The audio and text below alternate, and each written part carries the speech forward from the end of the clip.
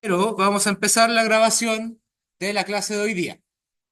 Y con la grabación de bueno, la pauta de la ayudantía, de todas maneras, de hacerla subir, debiesen tenerla. Con esto en mente, vamos a empezar a hablar de este segundo modelo de Robinson Crusoe. Recordando que los modelos de Robinson Crusoe nos sirven para modelar toda una economía, pensando que eh, la economía está representada por un solo individuo. Y este único individuo representativo tiene la curva de utilidad que representa la utilidad de todo el país, tiene las funciones de producción que representan las funciones de producción también de todo el país. Y por lo tanto, explorar este tipo de modelos nos permite predecir en cierto modo qué es lo que haría el país completo racionalmente, ocupando todos los recursos que tiene. Con esto en mente, vamos a hacer una versión un poco más compleja del modelo de Robinson Crusoe.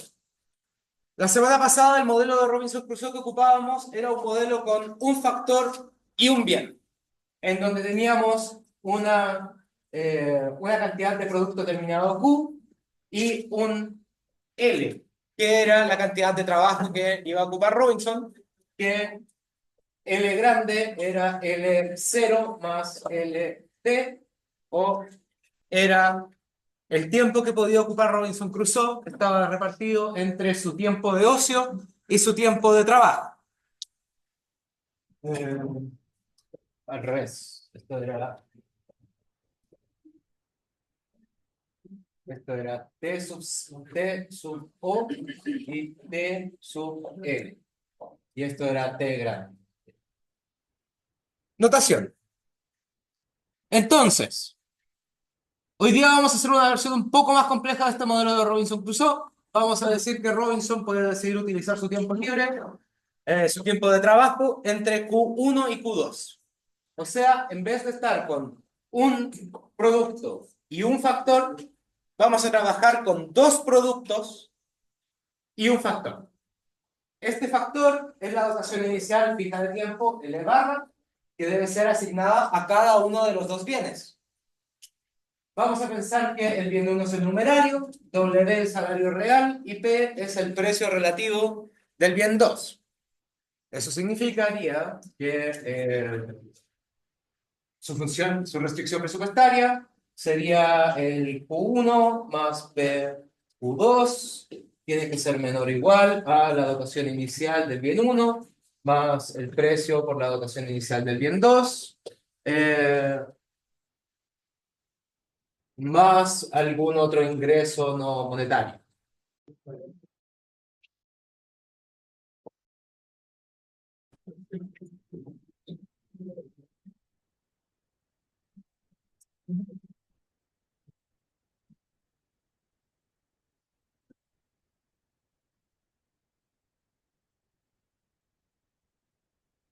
Ok, entonces, las preferencias de Robinson Crusoe las vamos a representar por una función de utilidad, cuasi cóncava, creciente, monótona, etcétera, con una restricción, esto de aquí.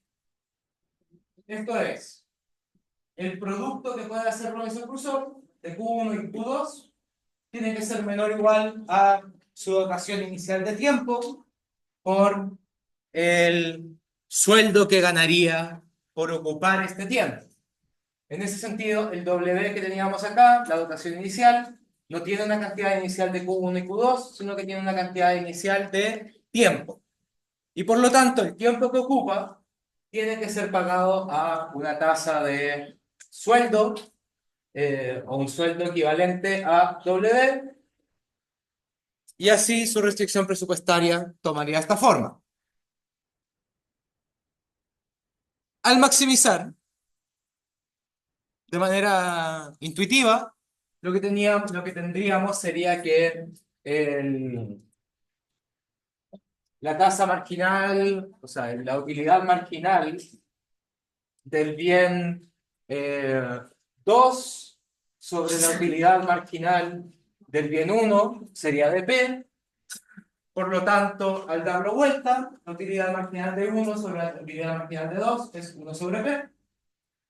Con esto esto nos está encontrando el Q1, Q2 que nos dé el óptimo y sujeto, por supuesto, a la restricción presupuestaria, pero los óptimos de ambos bienes.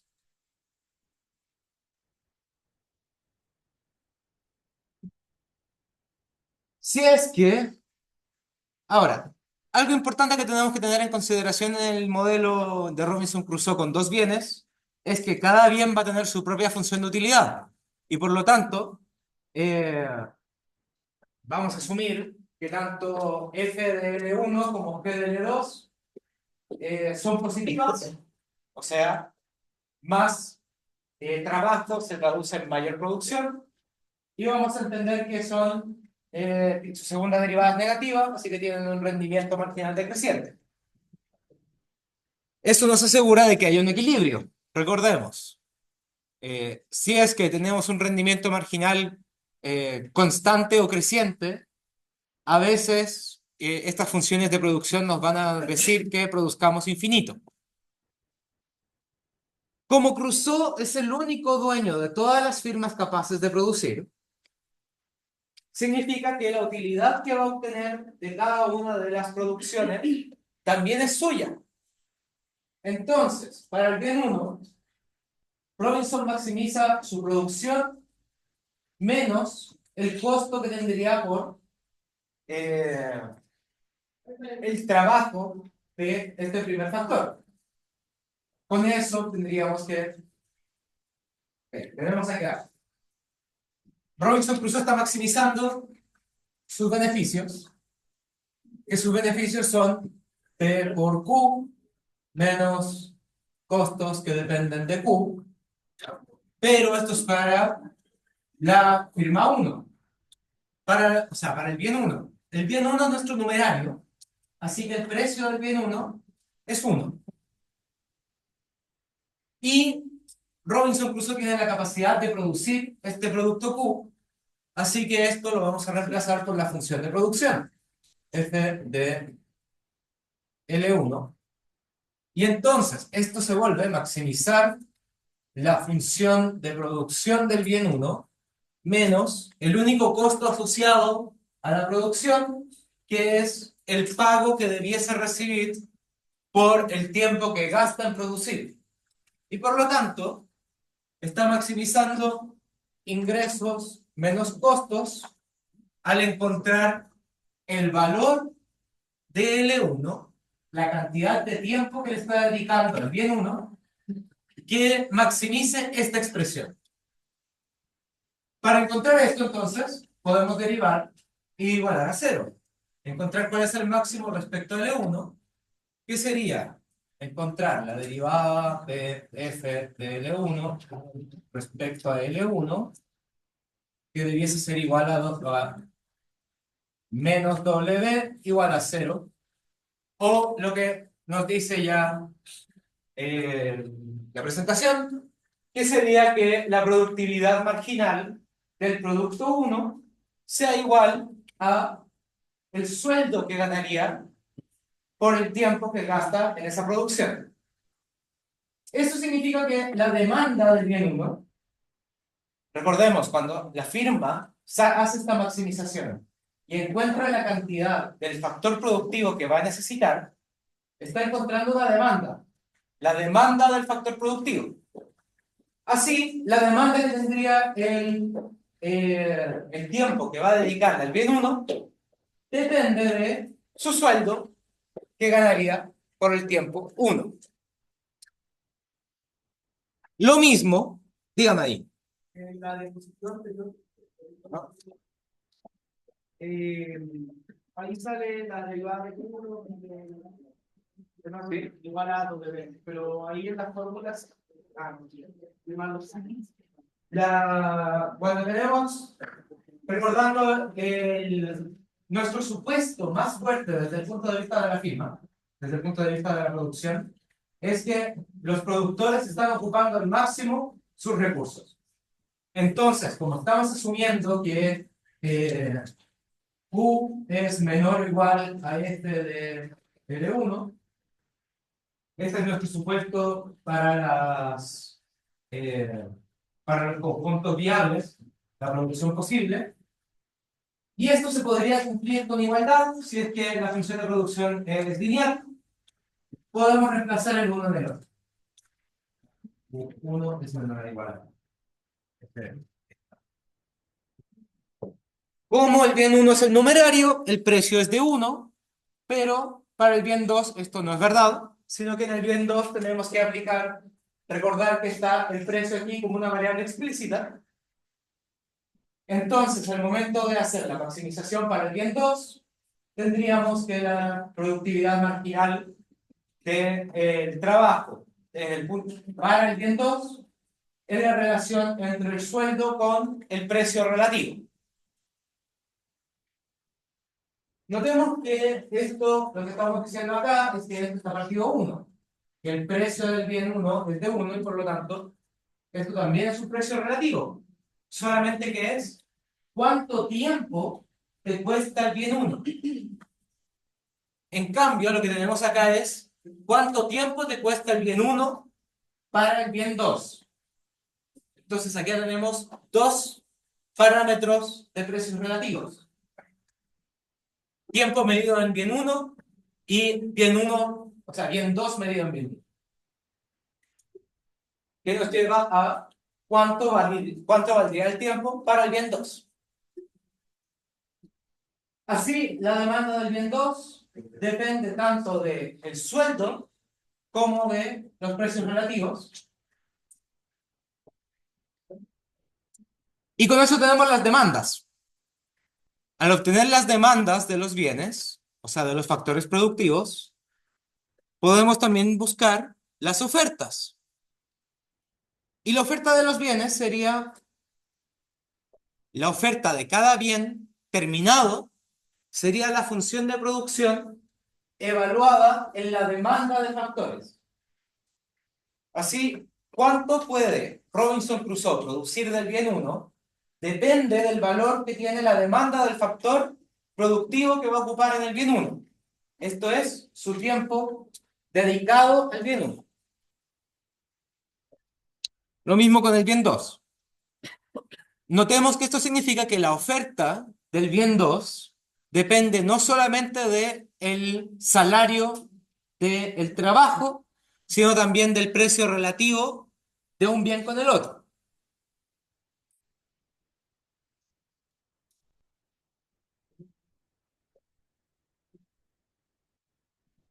El equilibrio de mercado significaría que podríamos reemplazar estas dos ofertas dentro de la restricción presupuestaria.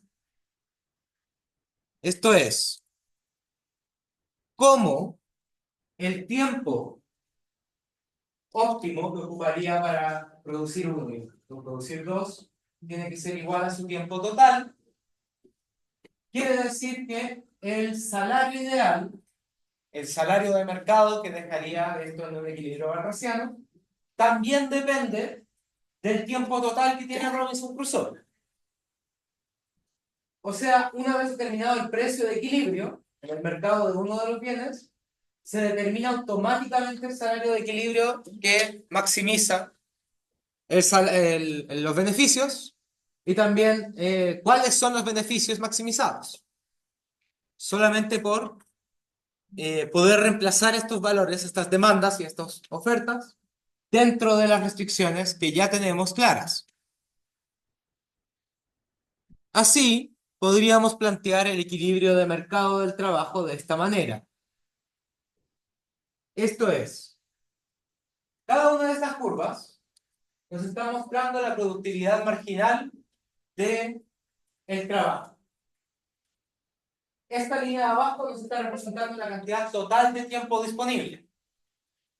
Lo que estamos viendo es que queremos encontrar la cantidad de L1 y de L2 que cumplan simultáneamente la restricción de que el tiempo total es igual a L1 más L2 óptimo. Queremos que se cumpla esta condición desde el punto de vista de la oferta de tiempo y también queremos que se cumpla la condición de la demanda de tiempo y la demanda de tiempo viene por la productividad marginal de cada uno de los dos sectores. Entonces, en este gráfico lo que nos está mostrando es el punto en el que se vaciaría este mercado está determinado por un cierto sueldo. Por lo tanto, el sueldo de equilibrio va a ser cuando la suma de las dos demandas sea igual a la suma de las ofertas de tiempo. Y eso nos va a determinar este W que nos lo deja en equilibrio. Visto de otra forma, podríamos decir, tenemos acá, para cada una de estas curvas, tenemos una relación negativa entre el sueldo y el tiempo ofrecido. Notemos que esto es una cosa así, porque esto es una demanda, y por lo tanto lo que tenemos es una relación negativa entre el salario con la cantidad de tiempo que va a necesitar para cierto producto. Entonces lo que hace este gráfico es que vamos a tomar la demanda de ambos, W que depende de L2, esto es, ¿cuánto trabajo va a pedir el sector 1 dado el salario que debiese pagar por cada hora de trabajo? Como estas son demandas, y los dos gráficos son demandas y comparten un eje, lo que hace este gráfico es que va a tomar esta demanda de acá y va a dar la vuelta. Y al dar la vuelta, permite tener las dos demandas, acá el mismo W, y acá el L2. Tenemos la demanda de ambos, que ambas son negativas, porque son demandas. Y tendríamos que el punto donde se cruzan es el punto donde todo el tiempo está siendo ocupado, sin exceso ni excedente, sin exceso ni escasez. No hay escasez de tiempo. Ahora fíjense que lo que estamos diciendo acá es que en este caso, en este momento, este L1 y L2 serían igual a la derivada P de 2 de L2 más F derivada de L1. Que es decir, la oferta de tiempo es igual que la demanda de tiempo. Con esto, dígame. Sería prácticamente un excedente de tiempo. Ok, podemos verlo en este mismo gráfico. Si es que el sueldo ideal, este es el sueldo ideal que permite que ambos estén, o sea, que las dos demandas sean iguales que la oferta. Pensándolo un poco desde nuestra caja de Edgeworth, ver que el eje de abajo es la dotación total de tiempo. Tener un exceso o ausencia que estamos viendo. Ok, pensémoslo si es que tuviésemos un W un poco más alto o un poco más bajo. Si es que el W fuese un poco más bajo, tendríamos que, desde este punto de vista, esto de acá sería L1. Este de acá era la demanda de L1 y esta de acá era la demanda de L2. Entonces tendríamos que, tenemos acá un espacio en donde se está pidiendo más tiempo del que está disponible. O sea, estamos pidiendo esta cantidad de, esta cantidad de L1 y esta cantidad de L2, y por lo tanto este espacio entre medio son excesos de demanda. En cambio, si es que tuviésemos un sueldo un poco más alto, una cosa por acá, tendríamos que la demanda de 1 llega hasta este valor. Acá la demanda de 2 llegaría a este valor y tendríamos entonces todo este espacio entre medio, que es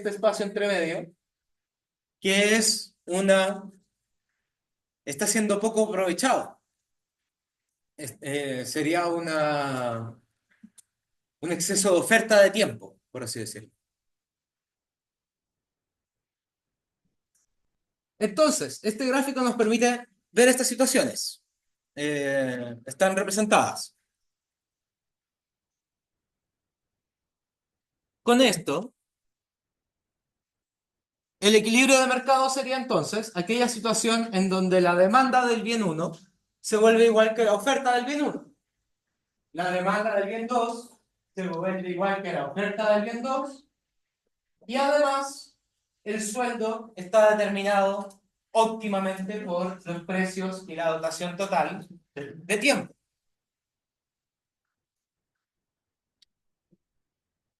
Así, el equilibrio de mercado de bienes lo podemos ver gráficamente dentro de una frontera de posibilidad de producción.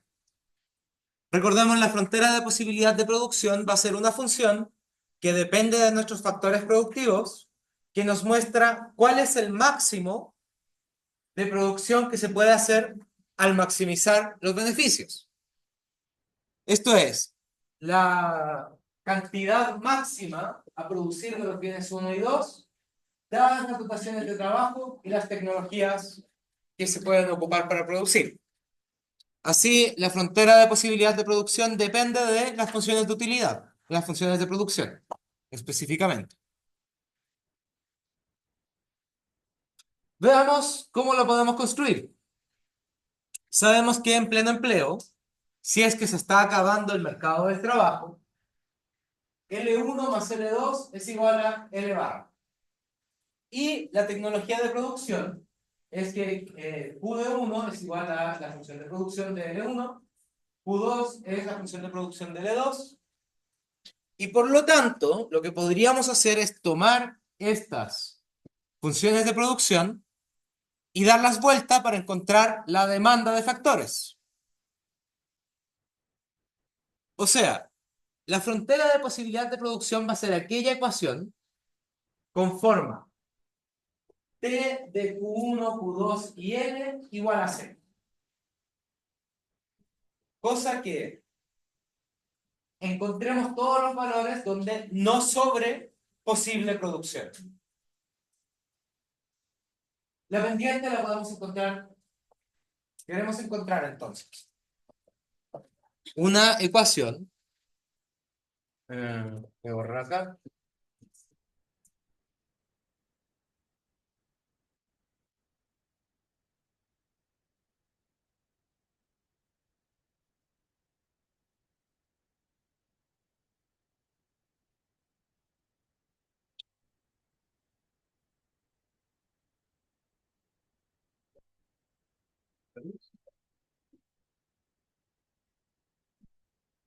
Ok, queremos encontrar entonces una función que al momento de construir un gráfico Q1, Q2, construya una recta que a la vez depende de L, tal que creemos una relación tecnológica entre Q1,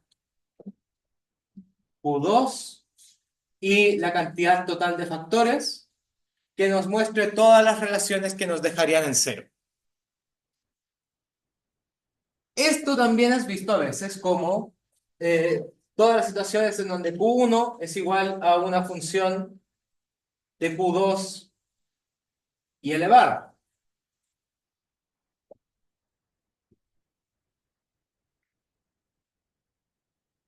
Con eso en mente, esta recta de acá, queremos encontrar su pendiente. Y por lo tanto, la pendiente que va a tener la frontera de posibilidad de producción, o sea, la pendiente que tiene esto, es cuánto cambia Q1 cuando cambia Q2. Y eso lo tendríamos que encontrar como las derivadas respecto a esta misma función objetivo respecto a cada una de las dos variables. O sea, esto es menos la derivada de t respecto a q1 partido la derivada de t respecto a q2.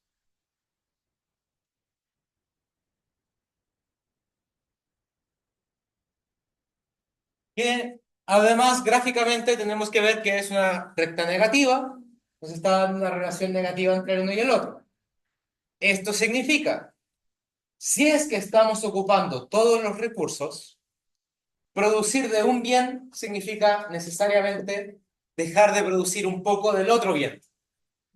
Estaríamos reemplazando un bien por el otro, reemplazando una cantidad de uno para obtener una cantidad del otro bien.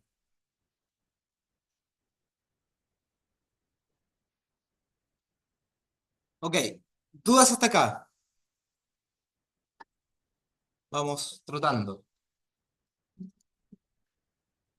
Notemos que otra forma de expresar esta función t podría ser expresarla en términos de la producción del trabajo utilizando lo que ya habíamos visto antes. Esto es, si es que estamos en el equilibrio, un cambio de L1 más un cambio de L2 debiese ser cero. Esto es, vamos a tener que aumentar cuánto se produce de la cantidad 1 disminuyendo cuánto se produce de la cantidad 2. Así, el cambio que tendríamos en 1 tiene que ser igual al negativo del cambio que se produce en 2 para mantener L constante. Así, podemos expresar esto como que el cambio que tuvo el factor 2 es negativo al cambio que tuvo el factor 1. Ahora, nosotros conocemos, podemos encontrar estos valores del cambio de L1 al calcular cuál es la derivada respecto al cambio 1. Esto es,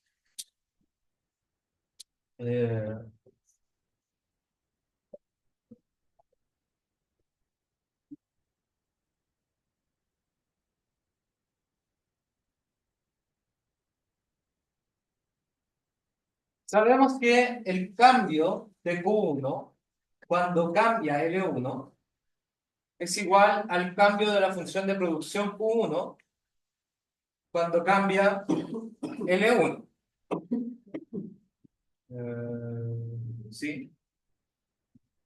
Entonces lo que podemos hacer es tratar esto como una fracción y decir que entonces el cambio que tendría Q es el cambio que tendría L por el cambio que tendría la función.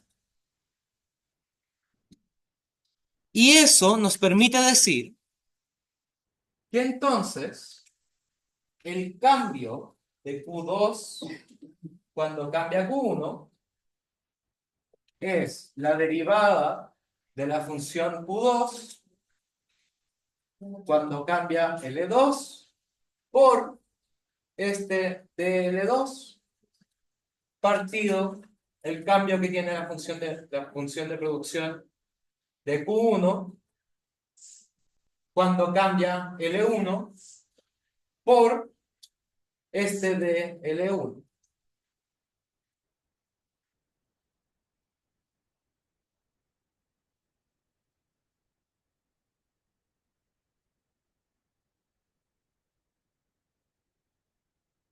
Ok. Notemos que esto es negativo, cosa interesante. Bien.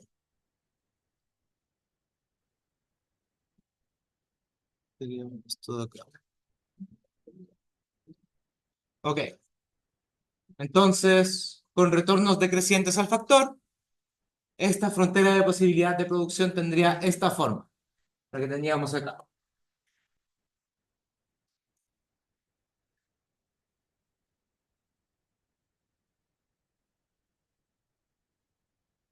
Con esto en mente, el equilibrio competitivo sería que la relación marginal del uno con el otro, ¿cuánto cambia la producción de uno cuando cambia la producción de dos? Va a tener que ser, idealmente, 1 menos W sobre P partido W, que es nada más y nada menos que la relación de precios, que es menor a cero. Y entonces, el equilibrio que tendríamos en este modelo de dos productos con un factor productivo sería que vamos a encontrar el límite, la frontera de posibilidad de producción de los bienes de uno respecto al otro, tendría que ser además tangente con la restricción presupuestaria, donde la restricción presupuestaria, recordemos, la borramos, sería de Q1 más PQ2 menor o igual a LW más I elevado. Y además tendríamos la función de utilidad, la curva de utilidad, aquí en rojo, que también sería tangente a esta restricción presupuestaria.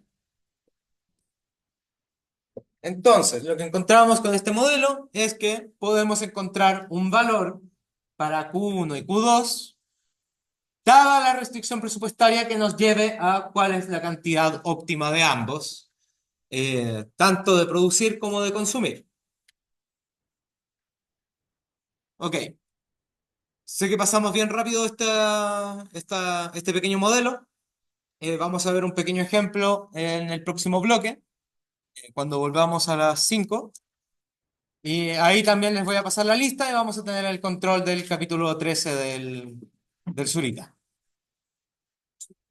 Producción. ¿Ok? Dígame atrás. Aún no la tengo terminada, pero pronto se las enviaré. Sí, también pronto.